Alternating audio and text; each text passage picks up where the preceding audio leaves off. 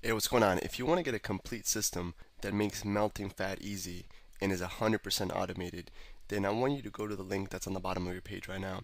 YouTube doesn't let me make that link clickable, so you're gonna actually have to type it into your browser, or I also put the copy of the link in the description so you can click on that or type it into your browser. Alright, for now, enjoy the video, and after you're done with this video, make sure to go to that link to get a complete fat melting system.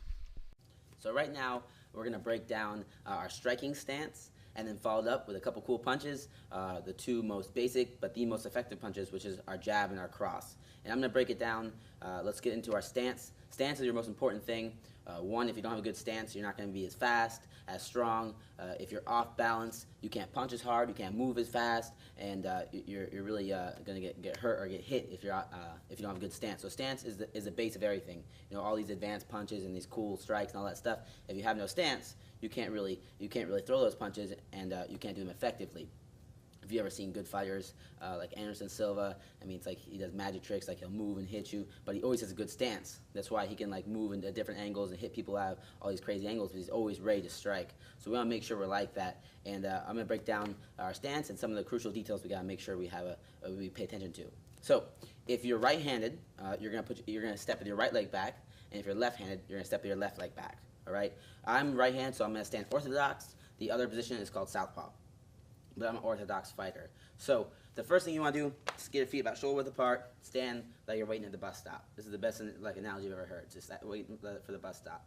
You're going to take your right leg, you're going to step it back, twist your feet 45 degrees, bring your hands up, make a fist. When we make a fist, fingers curl, thumb goes over top, okay? Fingers curl, thumb goes over top. When we're hitting, we want to always try to strike with these two big knuckles right here. Right, these two big knuckles. We don't want to hit with these littler knuckles. They break a lot easier. So when we're punching, we always want to cut. We want to twist. So we hit with those two big knuckles. Now, last thing with our stance is I'm at 45 degrees, feet are shoulder width apart. I don't want my feet too close, and then I'm going to get tipped over or too far. And my back heel's off the ground. Okay, back heel is very important to be off the ground. There's only a couple cases where your back heel should be on the ground. Other than that, your back heel is always off the ground. We'll break down those scenarios later where a back heel hits the ground, but your back heel is always off the ground because to move, if I want to move forward and my back heel is down, I need to pick my back heel up and then go forward. Hey, what's going on? If you're enjoying the video so far, do me a huge favor and click on the like button below. You'll get your good deed for the day out of the way. It helps me out a lot. Also, go ahead and subscribe and leave a comment. Something as simple as good video or I enjoyed the video. It really helps me out with YouTube. Alright, here's the rest of the video. Same thing with backwards. If I want to move backwards, my back heel's down, I need to pick it up and then move backwards. And it's a waste of time. So we want to be as quick as possible. So my back heel is off the ground so I can fire and move. Alright? So back heel off the ground, bus stop stance, step back, 45 degrees, back heel off the ground, make our fist, and all we're going to do is just throw them up chin, cheekbone, and I'm here. Okay? This is my stance. Elbows are down to protect my body, hands are up to protect my head, chin is down, okay? Not crazy down, just relaxed down, heads up, shoulders relaxed. This is my most comfortable stance. Your striking stance should be your most comfortable position. This should not be your most comfortable position. This right here, I can stay here all day. Back heel off the ground. I got space in between my legs. I'm not crossed over so I don't fall over. Cool? So, here, this is our basic stance. Now let's go over moving, because again, that's the most important thing, moving our stance. So moving, if I want to move forward, it's very simple moving. If we want to move forward, backwards, left, or right, we just step with that foot first. So if I want to move forward, I step with the forward foot first. If I want to move backwards, backward foot first. Left, left, right, right. It's very simple. So again, we move forward, forward foot steps. And then I follow up with the back foot. Backwards, backward foot steps, left, right. All right, if we move, and if I'm moving left and I bring my right foot in and then left foot, for this split second I'm right here, now I'm off balance, my feet are together, I can't throw all my strikes properly, all right? So you always want to be in your stance. So I move left, boom, and we take little steps. I take a big step, now I'm wide, right? Like a crab, just like a crab. So we got that down. Again, if I move 2 times, if I move to the left a lot, just left, right, right, left, right, left. So that's our stance. We can pivot, and we'll go into more detail later. But this is the most basic thing. Just bus stop, step back, 45, hands up, back heel always off the ground. We're moving. This is my stance right here.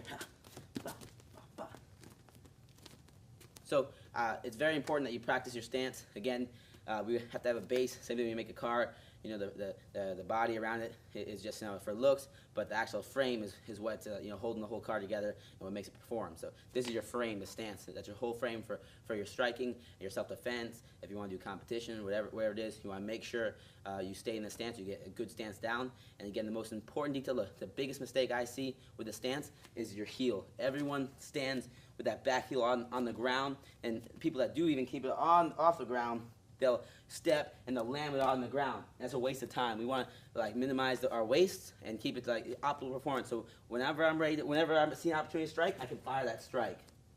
Okay. So next, let's get into our first punch. We punch it pretty much. Everyone starts off learning. Floyd Mayweather started off learning this punch. Everyone starts off learning it. So I'm gonna demonstrate and I'm gonna break it down.